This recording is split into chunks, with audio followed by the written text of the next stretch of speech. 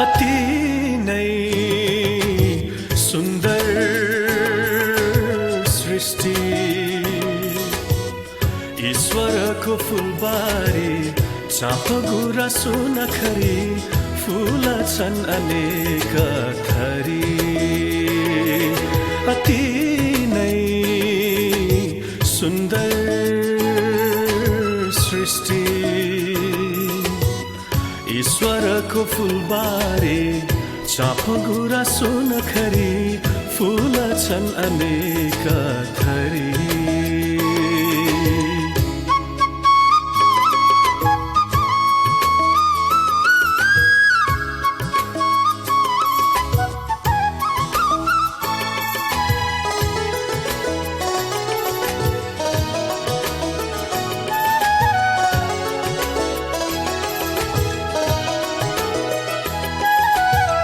हिमालको काखैमा बसेको यो मायालु छोरो झैं हिमालको काखैमा बसेको यो मायालु छोरो झैं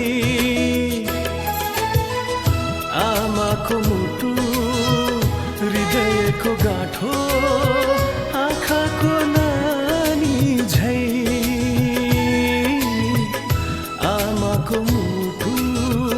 हृदयको गाँठो आँखाको नानी झैं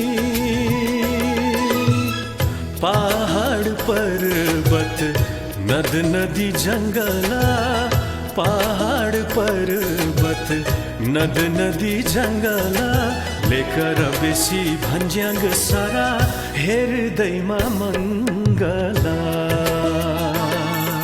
अति नै सुन्दर सृष्टि ईश्वरको फुलबारी चाप गुराँसो नखरी फूल छन् अनेक थरी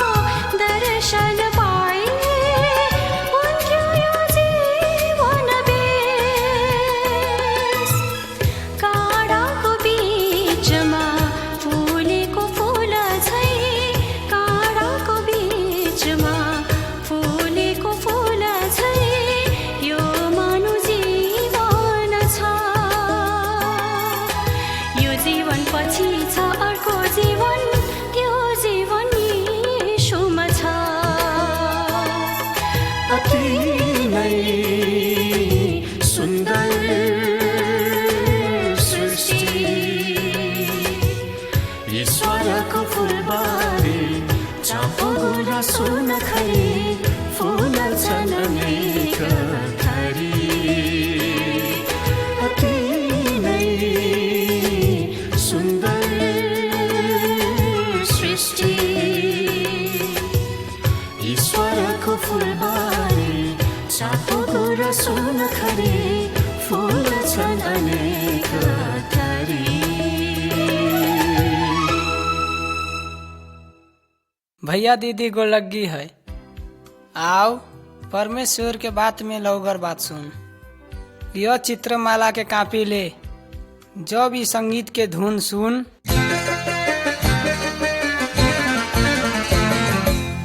तब पहिल का पन्ना पलटाओ यह चित्रमाला में है तउन आदमी और चित्र आदमी विचार कई के बनावा चित्र मात्रे है। यह चित्रमाला आदमी के सृष्टि के बात बताई परमेश्वर के बात में लौकर बात बताई। ई कैसेट में है तो उन सब बात ध्यान करे, न ओराई तक सुनते रहे।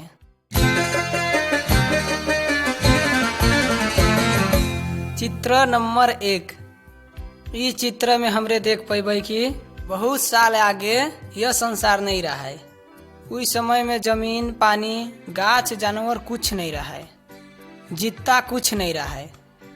उस समय में परमेश्वर मात्र ही रहा है, वह मात्र जितना परमेश्वर रहा है। बहुत पहले से परमेश्वर एक के लगे है।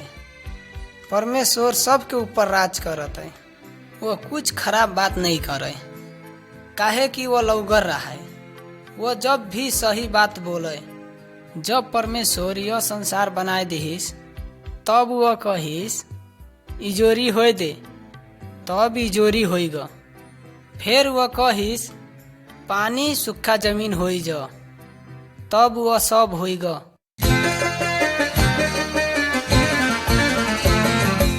चित्र नंबर 2। चित्रमाला में रहा है ये किताब के बाइबल कहता है। परमेश्वर हमसे बाइबल के वचन से बोलत है। बाइबल हमसे सही परमेश्वर के बात में बताई। परमेश्वर सब आदमी के माया करत है। बाइबल हमके शांति लौगर रास्ता दिखाई। ई चक्का में कहा सब बात, बाइबल के बात सब आए।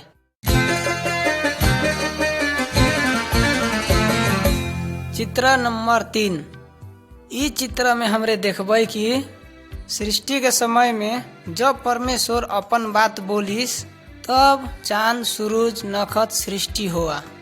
हमरे खाए वाला फल फूल तरकारी सब संगहेन सब गाछ वृक्ष परमेश्वर बनाइस, तब कहिस ई सब लौगर हैं। ती के बाद परमेश्वर सबसे पहले आदमी के बनाइस, जी के नाम आदम रहा है। ती के बाद परमेश्वर आदम के लागी एगो मेहरारू आदमी बनाइस, जी के नाम आदम हवा कही के राखिस। परमेश्वर बनाइस तो उन सब बात के अधिकार परमेश्वर आदम और हवा के देहिस। आदम आ हवा परमेश्वर से एक संगे बात करें आ संगे रहें। सब दिन परमेश्वर उनके लगे आवे, उनसे भेंट करे आ संगेन बात करें।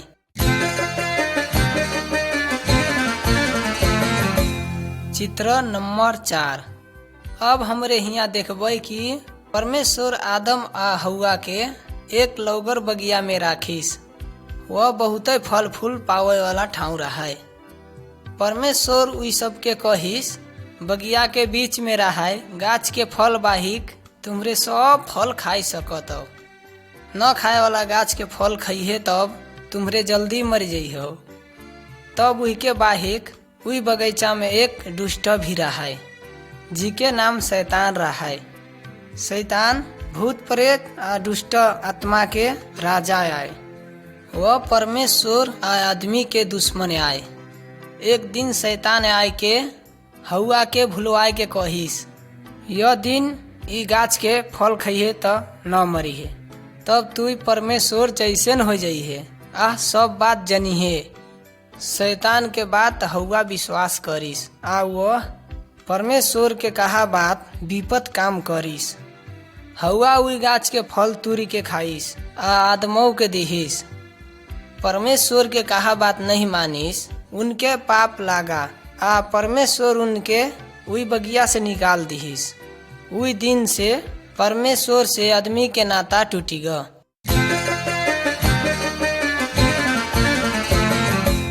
चित्र नंबर 5।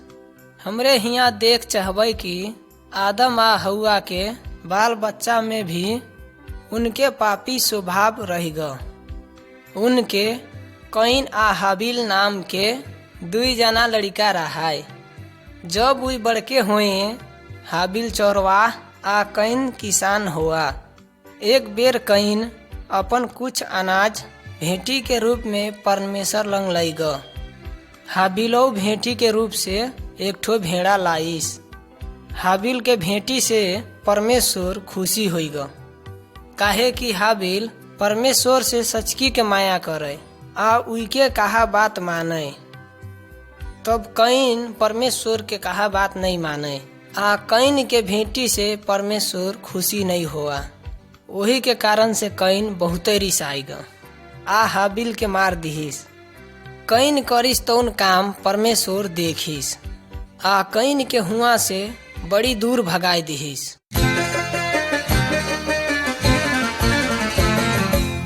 चित्र नंबर 6। इस चित्र में हमरे देख सकिबे कि बहुत बरस पीछे आदम के बहुत बाल बच्चा हुआ। वही सब परमेश्वर के कहा बात नहीं मानिन आ अपन दिमाग से चलिन। वही सब बहुत खराब काम करिन। यही कारण से परमेश्वर बहुत दुखी हुआ आ कहिस, ई सब आदमी के नाश करे वास्ते मैं बहुत पानी गिरई हूँ। हुआ एक जना आदमी रहा जो परमेश्वर के कहा बात माने। उनके नाम नोहा रहा। आदम से नोहा तक 9 पुश्ता रहा। परमेश्वर नोहा के कहिस, तू एगो बड़का जहाज बनाओ। आ बनाए लहाई तब सब किस्म के चिड़ै चुरुंग जानवर सब से एक एक जोड़ी जहाज के भीतर लाओ। नह परमेश्वर के कहा बात सब करिस। उनके बाद नह आ उनके मेहरारू उनके 3 गो बेटवा आ उनके मेहरारू संगे संगे बड़का जहाज में घुसा। तीके बाद परमेश्वर जहाज के केवाड़ी बंद कर दिहिस।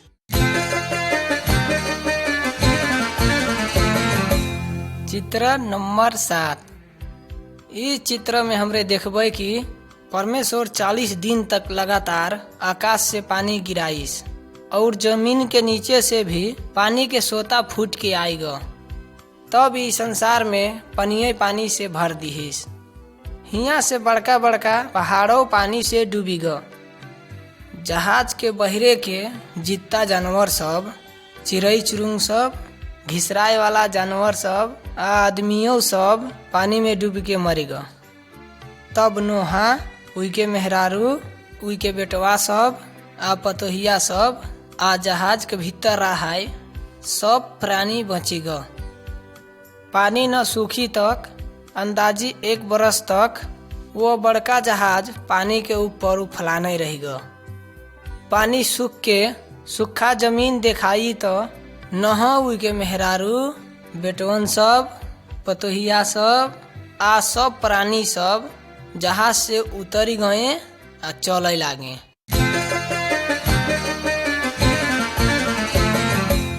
चित्र नंबर 8। इस चित्र में हमरे अब्राहम अपन मेहरारू सारा से अपन बेटा इसहाक के अपन गोदी में ले के देखेन। नह से अब्राहम तक 10 पुश्ता रहा। अब्राहम के दादा छोटका देवता के पूजा करे तो अब्राहम सचकी के जित्ता के परमेश्वर के पूजा करे। अब्राहम आ सारा बुढ़वा बुढ़िया होई ग तब भी उनके बाल बच्चा एको नहीं रहा। एक बेर सपना में परमेश्वर अब्राहम से बोला, आकाश के नखत सब देख, का नखत सब तुम्हारे गन पई हो? तोर संतान सब भी वैसे नखत जैसे बहुते होई। सारा उम्र से बूढ़ी हो रहा। ऐसे हो तो परमेश्वर हुई के एगो बेटा जन्मावे सके वाला बनाइस। परमेश्वर अब्राहम आ सारा के एगो बेटा दिहिस, जी के नाम हुई सब इसहाक धरिस। परमेश्वर वादा करी के कहिस कि इसहाक के संतान से एगो मुक्तिदाता जन्माए वाला है जो ई संसार के पाप उठाए के ले जाई। परमेश्वर हरदम सचकी बोले। सचकी के परमेश्वर वादा करे के अनुसार संसार में मुक्तिदाता के पठाइस। उनके नाम यीशु ख्रिस्ट आए। उसे तोर मोर पाप हटाई दे। आई से हमार के लौगर बनवाए के शक्ति है।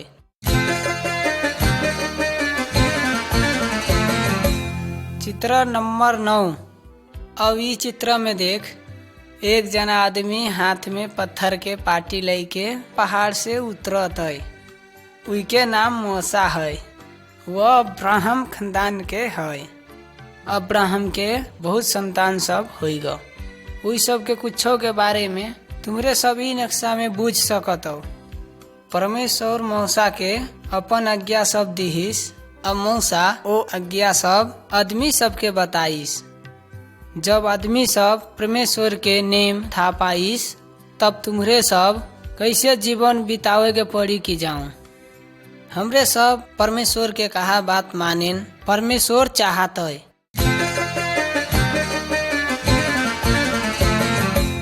चित्र नंबर 10।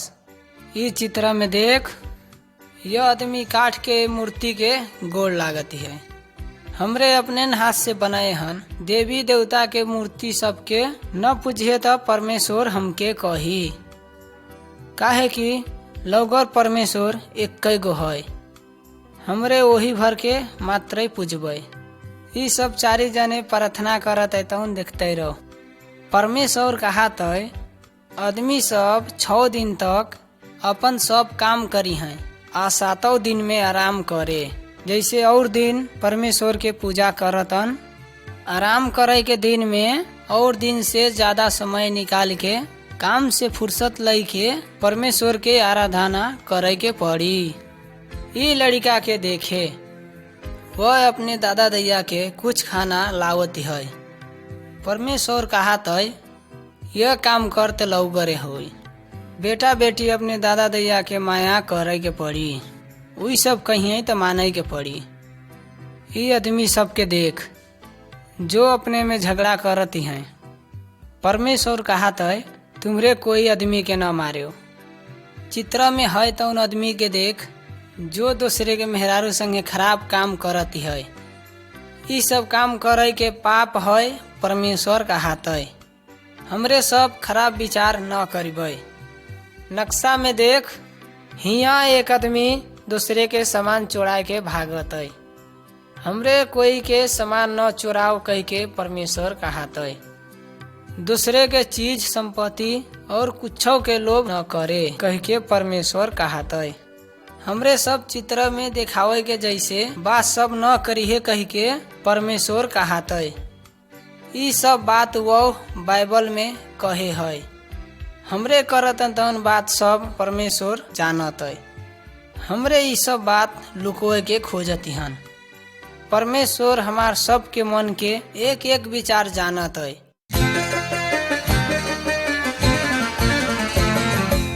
चित्र नंबर 11। इस चित्र में देखो, अब्राहम और मूसा के समय में कोई आदमी पाप करी तो पाप से छुटकारा पावे के लिए वह आदमी कोनो जानवर के बलिदान चढ़ावे के पड़ी। यह करके यह बलिदान से वह अपने पापी हों कह के जानकारी करे।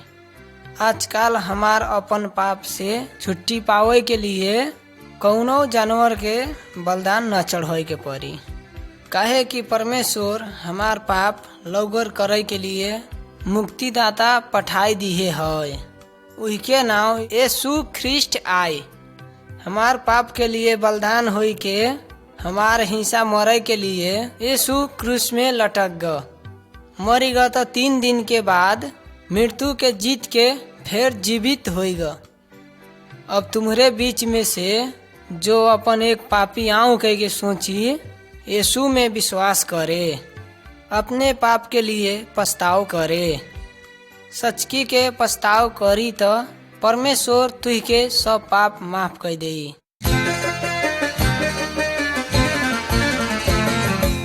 चित्र नंबर 12। अब यीशु ख्रिस्ट इस संसार में कैसे आवा है तो सुनो।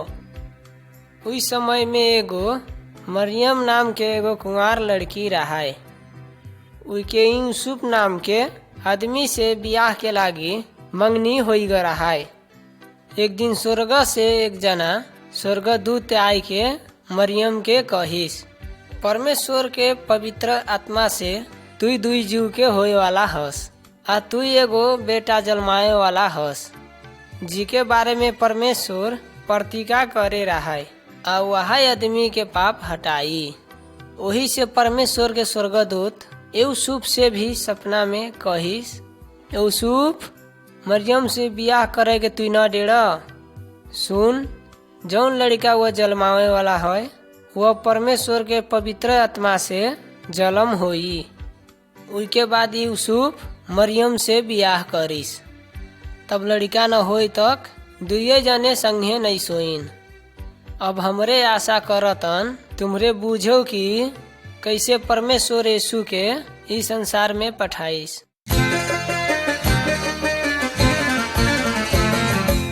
चित्र नंबर 13। अभी चित्र में देखो मरियम आ यूसुफ बैथलेहम नाम के गांव में आई गए। मरियम यीशु के गोठ में जलमाइस। उई ठाव के अलगे बलगे चरवाह सब अपन हेड़ के देखते रहे। अचानक एगो स्वर्गदूत चरवाह सब के आय के कहिस, न डराओ, काहे कि तुमरे सबके लिए एगो खुशी के खबर लाए हैं। तभी खबर से आदमी के शांति बनाई कहिस, आज रात के परमेश्वर के बेटा के जन्म हुआ है। वह सब पापी आदमी के बचाई। वह ख्रिस्ट आप प्रभु है। स्वर्गदूत इतना कह दिए के बाद और सब स्वर्गदूत सब भी आए के यही कहिस। उ सब मिल के परमेश्वर के प्रशंसा कह के भजन गाइस आ परमेश्वर के प्रशंसा करिस। तब उ चरवाह सब यीशु के दर्शन करे गए।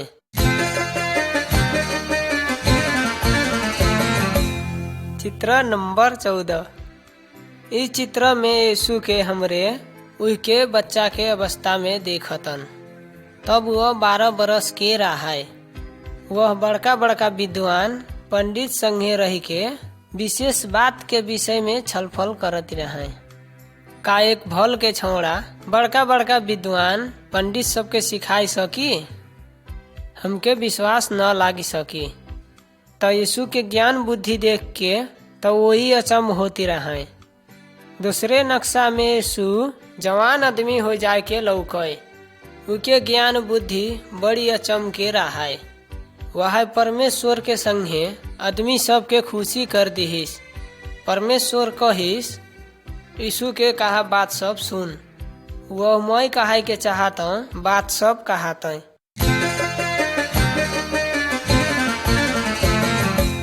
चित्र नंबर 15। यह चित्र दिखावत है कि यीशु बड़ा शक्ति वाला है। शैतान और कौनो दुष्ट आत्मा सबके शक्ति से भी यीशु के शक्ति बड़का है।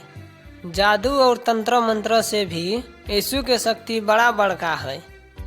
वो चाही तो जौन रोग के भी निक कह दे। हिया पहले चित्र में देखो कि यीशु एक ठो अंधा के निक कह दिए है। चित्र में है तौन आदमी जलमई से अंधा रहा है। बीच के चित्र में देखो यह छोट बिटेवा मारा रहा है। तब यीशु के जित्ता कह दिहिस।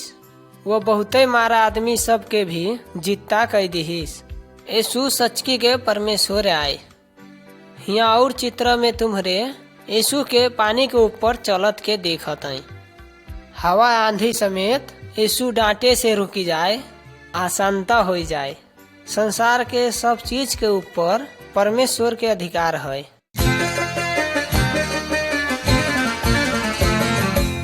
चित्र नंबर 16। अभी चित्र में देखो यीशु जब भी लौगर काम मात्रे करिस, वह कब्बो भी पाप नहीं करिस। यीशु आदमी सबके सचकी परमेश्वर के बारे में शिक्षा दिहिस। संगहेन संसार के 100 आदमी सब पापी है आ पाप से छुट्टी पावे के जरूरी है तो उन कह के बताइस। बहुत आदमी सब अपन पाप सकारिस आ पछताइस। मैंने कितना भी मैं पापी हूँ कह के नहीं मानिन आ परमेश्वर से नहीं लौटिन। उनमें से बहुत जने धार्मिक विद्वान आ गुरु सब रहा।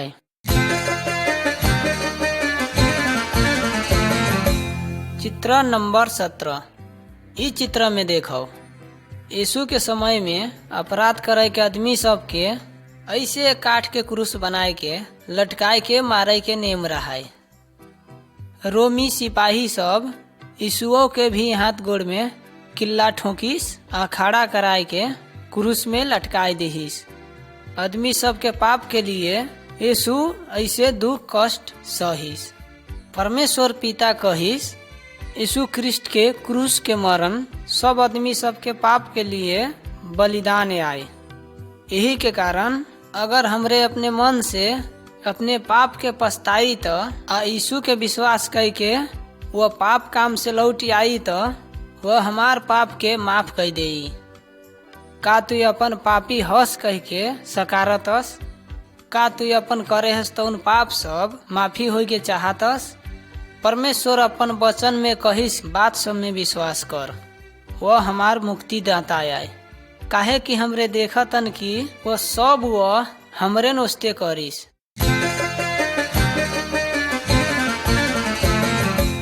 चित्र नंबर 18।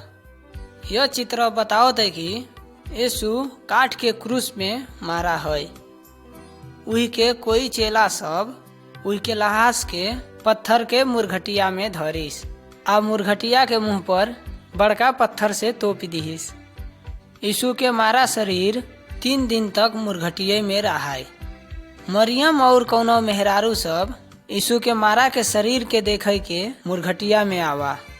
मने वही मुरघटिया खुल्ले देखिन आ यीशु के शरीर हुआ नहीं रहाय। अचानक वही मेहरारुअन सब हुआ 2 गो स्वर्गदूत देखिस।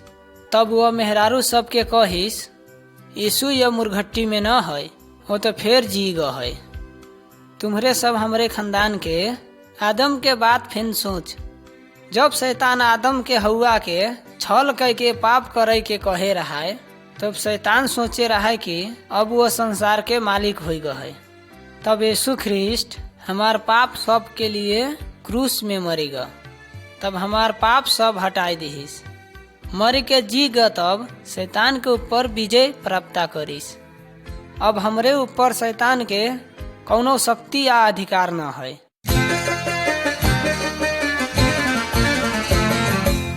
चित्र नंबर 19। इस चित्र में तुम्हारे सब देख सकी हो कि यीशु जित्ता होइगा है। यीशु जब जित्ता होइगा, बहुत आदमी सब आ उनके अपने चेला सब भी वही के देखिस। एक जना यीशु के चेला थोमा कहिस, यीशु जी के उठ गए कह के मैं विश्वास न करी हूँ। अगर मैं वही के हाथ गोड़ में रहा तो उन किला के चोट सब में अपन अंगुड़ी डाल के देख पइहो तब वह सचकी के जी के उठा है कह के विश्वास करी हूँ। बाद में थोमा यीशु के देखिस। वह यीशु के हाथ गोड़ में रहा चोट सब देखिस और वह कहिस, तुई मोर प्रभु यीशु आस। यीशु हुई के जवाब दिहिस, तुई तो मही के देख के विश्वास करे। धन्य आय हुई सब जो मही के न देखी तौनो विश्वास करी।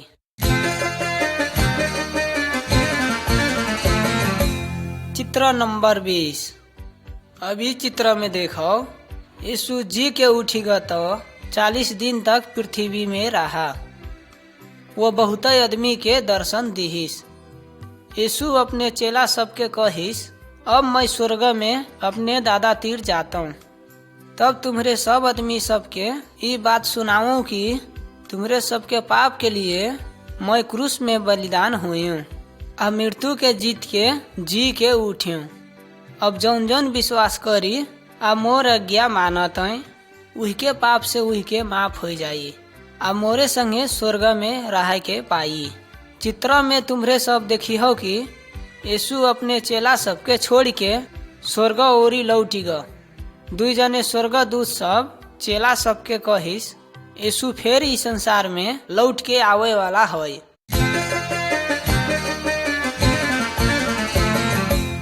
चित्र नंबर 21। इस चित्र में देखो, जब तुम्हरे क्रूस के देखी हो तब यीशु तुम्हरे लिए का करी दिहिस, वही सब बात विचार कर। हमरे सब पापी हन, यीशु भर शुद्ध आ सब रूप से धर्मी है। यीशु के मरण के अर्थ यह है, हमरे मरे वाला ठाव में वह मरीगा। यीशु हमरे पाप के लिए डंडा सहीगा आ मरीगा। अब जब परमेश्वर हमरे ओरी देखी, वह यीशु हमरे लिए दहवाइस खून के लिए सोचत है। अगर हमरे यीशु में विश्वास करबे कि यह हमरे पापी से धर्मी होइबे जैसे है, तुम्हरे ई बारे में का सोचत हो? यीशु के क्रूस के मरण छोट बात न आए। अगर तू उही के नहकार के दूर जइहे तो कौनो दिन वहाँ भी अपन मुंह तुम्हरे ओरी फरकाई। यही से आ जाए यीशु में विश्वास कर।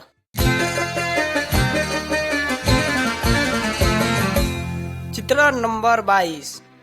अभी चित्र में देख, परमेश्वर के वचन कहा थे कि रास्ता दुई कदर के है। एगो रास्ता यीशु के आई तो दोसर का शैतान के आई। शैतान के रास्ता चाकल है। शैतान बहुत आदमी के भुलवावत है, अब वही के रास्ता में चलत है। वही सब शैतान के रास्ता के बड़ा लौगर है कह के सोचत है। तो लौगर से देख तो वो रास्ता कहाँ जाए के ओराई। वो रास्ता नरक में जाए के ओराई। बाद में परमेश्वर शैतान आउई के वही ठाव में फेंक देते। अगर तुम्हारे शैतान के पाछे चलियो तो तुम्हारे वह डर लागे वाला ठाव में नष्ट हो जाइयो। अब मैं तुम सबके यीशु के रास्ता के बारे में बताई हूँ। यह रास्ता पातर है, तनकई जाने ये रास्ता में चलती हैं। तो यीशु के रास्ता परमेश्वर के लौगर ठाव स्वर्ग में जाए के ओराई। अगर तू यीशु के रास्ता में चली है स्वर्ग पुगई चाहिए तो शैतान के रास्ता छोड़ दे, यीशु के पाछे आ परमेश्वर तुमके अपन पवित्र आत्मा देई। वो तुम्हारे संगे वही रास्ता में चलती है आ तुमके सहायता करती है। तुमके यीशु के रास्ता में लगातार चलते रहे के पवित्र आत्मा सहायता करे वाला है। का तुम्हारे यीशु में विश्वास करती हस? अगर तुम्हारे यीशु के ऊपर विश्वास करियो तो ऐसे यीशु प्रभु से प्रार्थना करे, प्रभु यीशु, मैं एगो पापी आऊँ कह के कहती हूँ। मोर पाप के जाला तीर दिए के लिए तू क्रूस में मरी गए कह के मैं विश्वास करती हूँ। प्रभु यीशु, मैं के माफ कर दे आ मोर रिद के पवित्र बनाई दे। हरदम मैं परमेश्वर संगे रह सकूं। धन्यवाद यीशु, मोर प्रार्थना सुन दे की। आमीन। अगर यह प्रार्थना तू अपने हृदय से करे हस कि तू यह परमेश्वर के संतान आ परमेश्वर तोर दादा हो गए।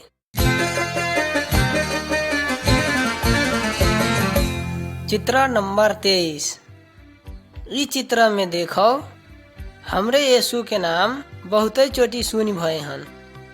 तभी संसार में यीशु कब रहा। हमार खानदान सब के बारे में विचार करो जो यीशु के समय के रहा। तो वह खानदान सब आ हमरे सब के बीच में लगभग 80 पुस्ता तक ओराएगा। वही से यह बात बहुत बरस आगे के आए। इस बीच के समय में बहुत आदमी सब यीशु के विश्वास करिस। विभिन्न देश के विभिन्न जनजाति भाषा भाषी के आदमी सब यीशु में विश्वास करिस। वही से सब आदमी यीशु में विश्वास करके परमेश्वर के संतान हो सकी। तुम्हारे सब भी यीशु के विश्वास करियो तो परमेश्वर के संतान हो सकी आ स्वर्ग में रहाय के पहियो।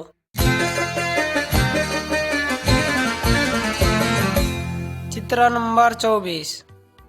इस चित्र में देखो, यीशु के समय में एक जना निकोदेमस नाम के धार्मिक गुरु रहा। एक रात वह यीशु के लगे आए के बातचीत करिस। यीशु प्रभु सिखाइस तौन बात निकोदेमस बुझे के चाहे। तब निकोदेमस परमेश्वर के परिवार के सदस्य न आए तौन बात यीशु प्रभु के था रहा। वही के कारण यीशु के कहिस, अगर कौनो आदमी नया करके न जन्मी तो वो परमेश्वर के परिवार में घुसे न पाई आ स्वर्ग जाए न सकी। निकोदेमस से ही बारे में कौनो विचार करिस। तब अचम्मा मान के कहिस, कैसे एक आदमी जलम के फिर जलमी सकी? का उके दैया उके फिर पेट में रख सकी? यीशु निकोदेमस के कहिस, केवल परमेश्वर के आत्मा से मात्र आदमी के नया जीवन दे सकी। असके आदमी मात्र परमेश्वर के परिवार में गनाई आ स्वर्ग जाए वाला लायक के होई। आदमी अपने के अपन परिवर्तन न कर सकी, काहे कि आदमी सब पापी हैं। अगर हमरे पापी आन कह के मान जइबे आ हमार पाप सब यीशु प्रभु हटाई दे सकी कह के विश्वास करबे तो परमेश्वर के पवित्र आत्मा से हमके नया जन्म देई। यीशु ई सब बात निकोदेमस से कहिस। अगर तुमहू यीशु के अपन पाप अपराध सब माफ कर दे कह के कहा तय परमेश्वर के आत्मा से तुमके एगो अलगे नया आदमी बनाई।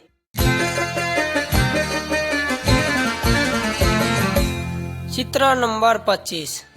अब तुम्हारे ई चित्र में देखो, जब यीशु स्वर्ग में लौटे लाग तब वह अपन चेला सबके कहिस, मैं स्वर्ग में लौट के जाता हूँ, तुम्हारे सब पिता से पाए प्रतिज्ञा के रुका रहो, जो पिता से तुम्हारे सबके बीच में पठाई वह परमेश्वर के पवित्र आत्मा रहाय। पवित्र आत्मा तुम्हारे सबके बीच में रहाय वस्ते आई। इतना कह दिए के बाद यीशु स्वर्ग में लौट गयो। के बाद वही के सब चेला सब एगो घर में प्रार्थना करे के जुटी गए। कौनो दिन के बाद वही सब अपन प्रार्थना करे के कोठा के भीतर बड़का आंधी हवा चले के जैसे आवाज सुने।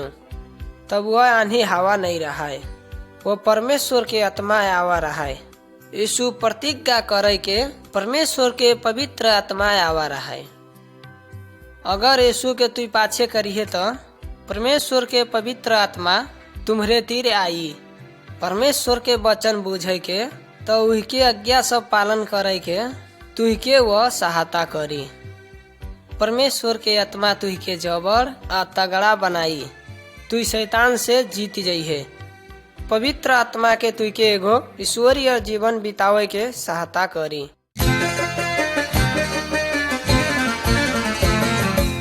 चित्र नंबर 26। फिर ई नक्शा में देखो, जब हमरे अंधार में चलबे हमरे बहुत डेराइबे। शैतान के कहा मान अपना इच्छा से चल, वह अंधार में चाला जैसे आए। अगर हमरे शैतान के पाछे चलबे तो हमरे सब दिन डेराइबे। हमरे यीशु के पछेबे तब कौनो बात से हमरे न डेराइबे। यही जोरी में चले जैसे आए। यीशु हमके देख रहा है आ कौनो बात हमके नुकसान न पुगाई सकी। यीशु के था है कि हमरे बहुत बेर डेराइबे। जब हमके डर लागी तो यीशु के प्रार्थना करबे, तब वह हमके सब डर से छुट्टी देई, तब फिर से हमरे न डेराइबे।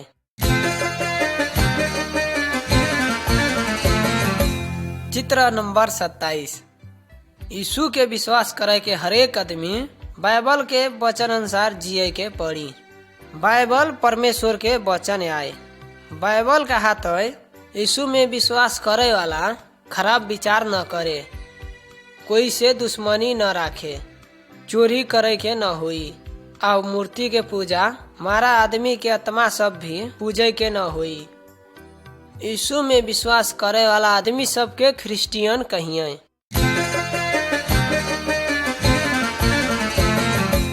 चित्र नंबर 28।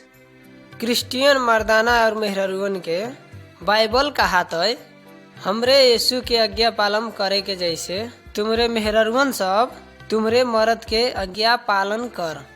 जैसे यीशु हमके माया करत है, ऐसे तुम मर्द सब अपन मेहरुअन के माया कर।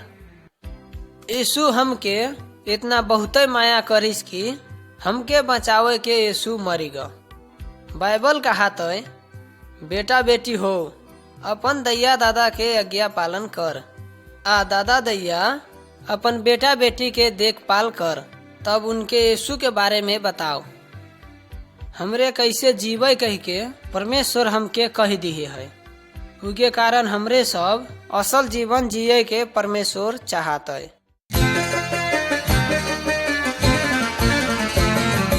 चित्र नंबर 29। परमेश्वर कहत है सब आदमी के भलाई कर। हमरे या हमार संगतियन सब आ परिवार के प्रेम करबे, तब हमरे या हमार शत्रु सब के भी माया करे के पड़ी। यह दुई आदमी पहले शत्रु रहा, तब वही सब अपन हथियार सब फेंक के दोस्ती हो गए। हमरे खराब के बदला खराब न करिबे कह के परमेश्वर कहत है। वही से दूसरा चित्र में देखो, ये दुई जने दोसर दोसर जात के आदमी आए। ये जात अपने में सब दिन झगड़ा करत है। तो हिया एक दूसरे में सहायता करे के देखतन। क्रिश्चियन सब दूसरे के सहायता करहिन के पड़ी, वही सब बदला लेवे के काम करे के न होई।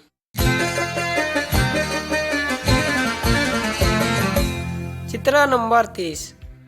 ये 2 जने आदमी यीशु के ऊपर विश्वास करे के चाहते हैं। वही सब अपन मूर्ति सब तंत्र मंत्र के समान सब जरूरत है। पहले हमार सहायता के लिए भूत प्रेत सब बोलैतिन, तो अब हमार ईश्वर के विश्वास करे वाला सब यीशु के पुकार सकिबे। यीशु के शक्ति हमार अलगे बलगे है, वही से कौनो खराबी हमके हानि पुराए न सकी, काहे कि वही के शक्ति बोक्सी तंत्र मंत्र भूत प्रेत शैतान के शक्ति से महान और बड़का शक्ति है। वही से हमरे विश्वासी सब यीशु के मात्र पुकरिबे।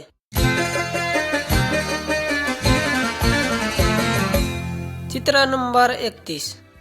खास करके इस चित्र में रहे वाला आदमी के बारे में महके कहे के मन पड़ी। यह आदमी प्रभु यीशु इस संसार में रहे तब के आए। वही के बहुत भूत प्रेत सब सतावती रहे। भूत प्रेत सतावे के कारण वो पागल हो गया है। आदमी सब वही के सिकड़ी या डोरी से बांध के रखे, तब वो सब बंधल का तोड़ दे। यीशु आए के ये आदमी के दाया से देखिस, तब वो आदमी भीतर के दुष्ट आत्मा सबके डांट के बोलिस, ये आदमी के छोड़, फिर लौट के न आए। शैतान के दुष्ट आत्मा आ भूत प्रेत सब यीशु से डराए के वो आदमी से निकल के भाग गए। का तुम्हू के भी यह भूत प्रेत सब आ दुष्ट आत्मा सब से दुख दे के सताए रहा है? यीशु के पुकारे आ वह तुही के वह सब दुष्ट बात सब से छुटकारा देई।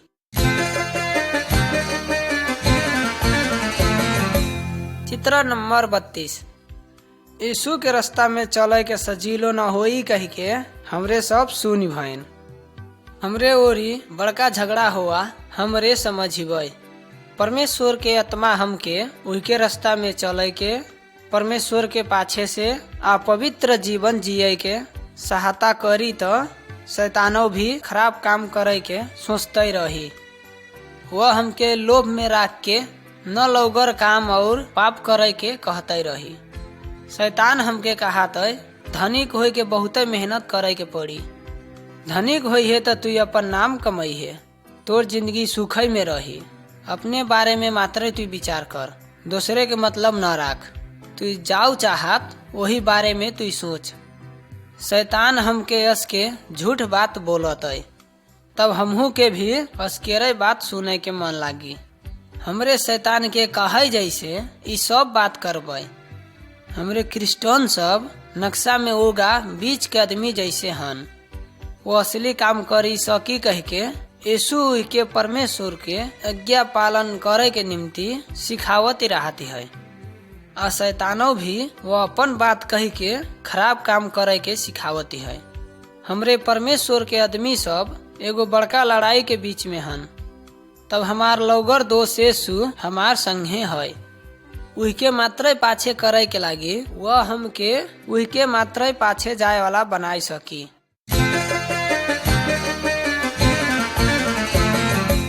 चित्र नंबर 33। यीशु यह कथा आदमी सबके सुनाए है। एगो बाप के 2 गो बेटवा रहा।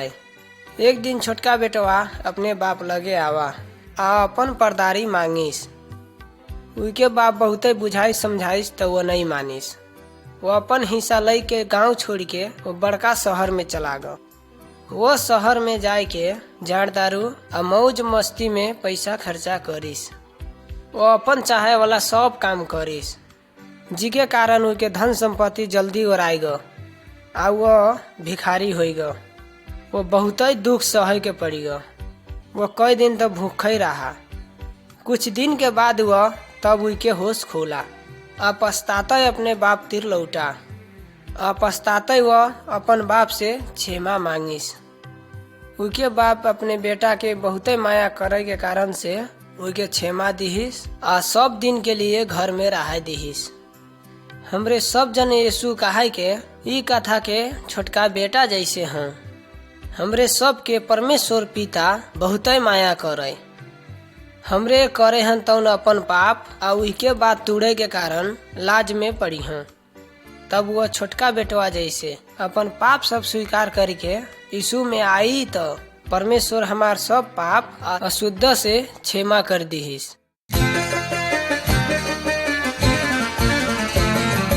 चित्र नंबर 34।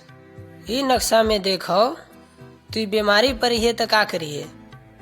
यीशु में विश्वास करे वाला सब परमेश्वर में प्रार्थना करी सकी। यीशु के शक्ति से तुम्हारा रोग बीमार सब निक कर दे सकी। तू अस्पताल से दवाई ला सकी है।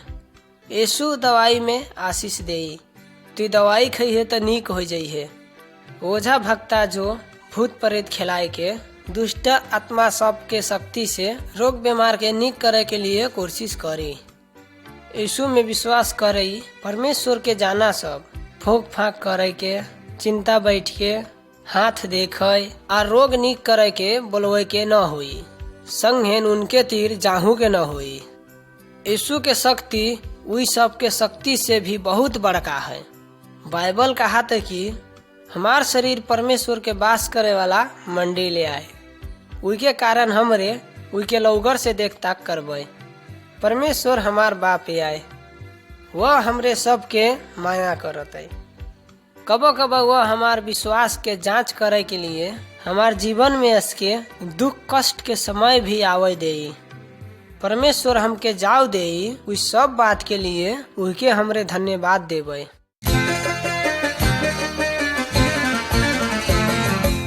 चित्र नंबर 35। इस चित्र में देखो, हमरे सब एक दिन मरबे करबे तौन बात के विचार कर। आजे कहीं तोर प्राण चला जाए तो तोर आत्मा कहाँ जाई। जब परमेश्वर के आदमी सब मरत है तब वही सब के आत्मा परमेश्वर तीर जाई। काहे कि यीशु वही सब के पाप क्षमा कर दिए है। परमेश्वर पर विश्वास न करे वाला के आत्मा परमेश्वर तीर जाए न सकी। काहे कि उनके पाप यीशु में क्षमा रहा के न हुई। अगर तू यीशु में विश्वास करी अपने पाप के क्षमा नहीं मांगे हस तो तोर आत्मा महके वाला आगी के ठाव नरक में जाई।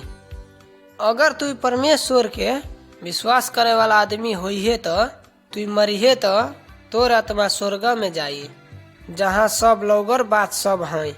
हुआ दुख या कष्ट न हुई, हुआ दर्द भी न हुई, हुआ लड़ाई झगड़ा जैसे बात सब भी न हुई। स्वर्ग में केवल आनंद के बात मात्र है।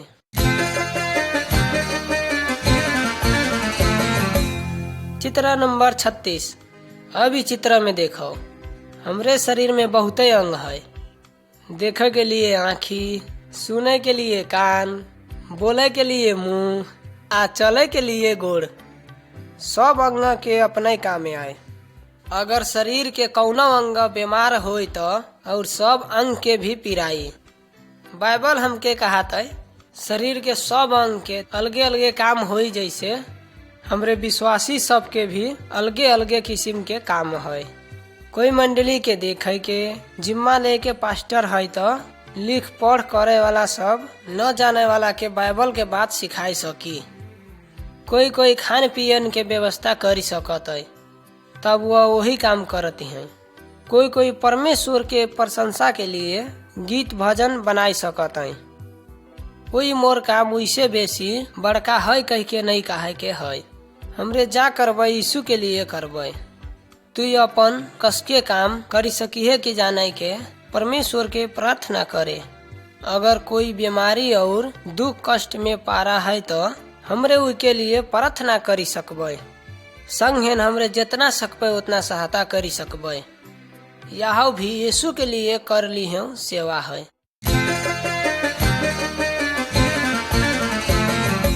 चित्र नंबर 37। परमेश्वर अपन वचन में कहे है कि तुम्हारे सब 6 दिन तक काम कर, तो 7वें दिन में अपन सब काम से आराम ले। उस दिन में तुम्हारे सब अपन सब काम से फुर्सत लेके मोर आराधना कर। यह आराम ले वाला दिन सब विश्वासी सब के जुटे के एगो लौगर समय है।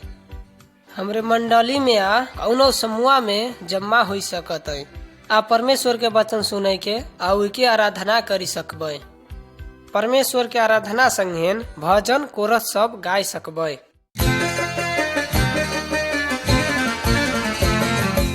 चित्र नंबर 38। ई नक्शा में देखो यीशु अभी स्वर्ग में है। तब एक दिन वह फिर इस संसार में आवे वाला है। यीशु परमेश्वर में विश्वास करे के उनके बेटा बेटी सब के लेवे आई। उ सब यीशु प्रभु संगे सब दिन के लिए स्वर्ग में रहे उसते जाई है। यीशु के विश्वास न करे वाला नया जन्म न पाए वाला आदमी सबके उनके न ले जा सकी। उ सब बिना विश्वास वाला आदमी सब नरक कुंड में जाय पड़ी। यीशु कौन दिन कौन समय आई की ज्ञान हमरे कोई के था न है। वही के कारण से हमरे सब कोई उनके आवे वाला दिन के रुक के तैयारी के साथ उनके रास्ता देखत है। का तुहू यीशु आवे वाला दिन के लिए तैयारी के साथ हस।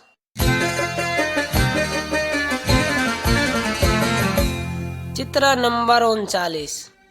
अब हमरे ई चित्र में देखो ई दुई आदमी सूख गाछ के डाढ़ सब जराए रहे हैं। लौगर गाछ सब लौगर फल सब फराई तो सूख डाढ़ सब कौनो फल न फराई सकी। हमरे परमेश्वर के विश्वास करे वाला विश्वासी सब भी गाछ के डाढ़ जैसे हन।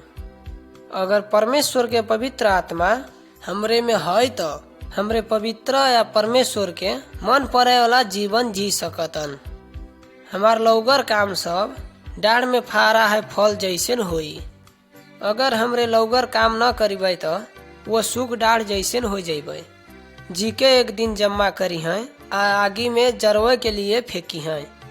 उनके कारण हमार जीवन में परमेश्वर के लौगर काम सब हो सकी कह के परमेश्वर के हमरे प्रार्थना करबे। वह हमके लौगर काम करे के मदद करी सकत है। जब हमरे करें तो लौगर काम सब आदमी देखी हैं तो वही सब था पई है तो हमरे यीशु के पाछे पाछे जाए रहतन और वही के प्रेम करबे। तब वही सब आदमी सब परमेश्वर के महिमा दा है।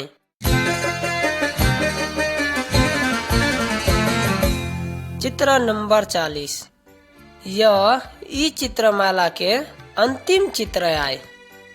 जब यीशु इस संसार में रहा तब वो अपन चेला सबके ई आज्ञा देहिस तो वो कहिस सब ठाव में जाओ सब आदमी तिर मोर असल खबर पुगाओ। जब तुम्हरे ऐसे करी हो मैं तुम्हरे साथ में रही हूँ। मोर सब बात में मोर अधिकार या शक्ति है। यह आज्ञा उनके विश्वास करे वाला हमार सब के निम्ति भी आए। अगर हमरे यीशु के पछियाबे तो और सब के उही के बारे में बतवे के हमार कर्तव्य आए।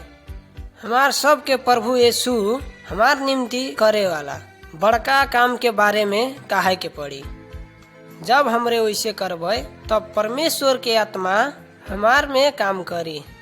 वह हमके जबड़ या तगड़ा बनाई। वह हमार जीवन के खुशी आ आनंद से भरी दे। तुम्हरे सब मन लगाए के यह संदेश सुन दियो तो बहुत धन्यवाद। हमरे आशा करबे कि इस संदेश से तुम्हरे सब ने हौसला आ आशीष पाए हो। परमेश्वर के यह लौगर बात अभिन के लिए ही और हुई।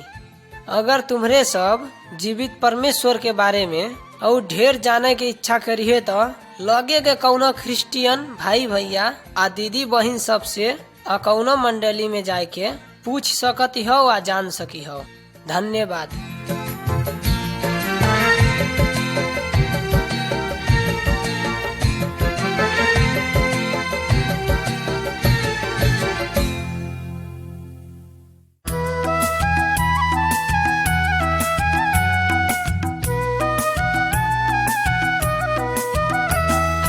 निरंतर रहने प्रेम कृष्ण यीशु को अनुग्रह असीम अपार गाउने छौ महिमा इम्मानुएल प्रभुको उहाँको जय जयकार।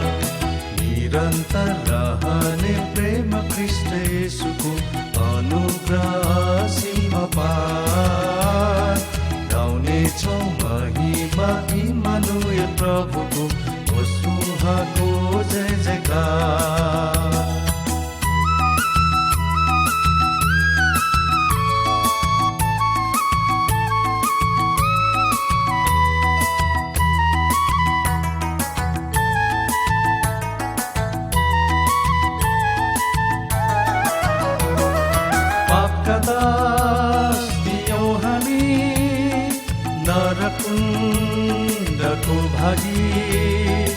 पापका दास थियौं हामी, नरकुण्डको भागी।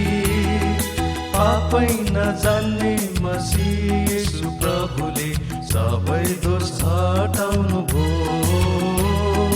पापै नजान्ने मसीह येशू प्रभुले सबै दोष हटाउनु भो। निरन्तर रहने प्रेम ख्रीष्ट येशूको अनुग्रह सीमा पार। गाउने छौं महिमा इम्मानुएल प्रभुको, होस् उहाँको जय जयकार। धन्यवाद येशूलाई नचढाइ सक्छौं कहाँ, हाम्रो उहाँ सृजनहार। तोड्नु भो डरलाग्दो शक्ति सब पापको, हटाउनु भो घोर अन्धकार। अयोग्य भए पनि ज्योतिका सन्तान हामी, अयोग्य भए पनि ज्योतिका सन्तान हामी। यस्तो प्राणकर्ता प्रेमी येशू प्रभुलाई चढाउँ सबैले धन्यवाद। यस्तो प्राणकर्ता प्रेमी येशू प्रभुलाई चढाउँ सबैले धन्यवाद। निरन्तर रहने प्रेम ख्रीष्ट येशूको अनुग्रह सीमा पार। गाउने छौं महिमा इम्मानुएल प्रभुको, होस् उहाँको जय जयकार।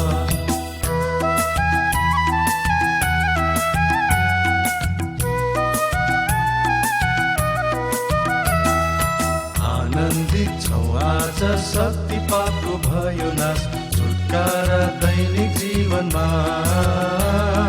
सम्पूर्ण हृदयलाई शुद्ध स्वच्छ पारेर दिनु भो ख्रीष्टले गीत नयाँ। जय जयकार मसीह येशू, गाउने छौं प्यारो प्रभु।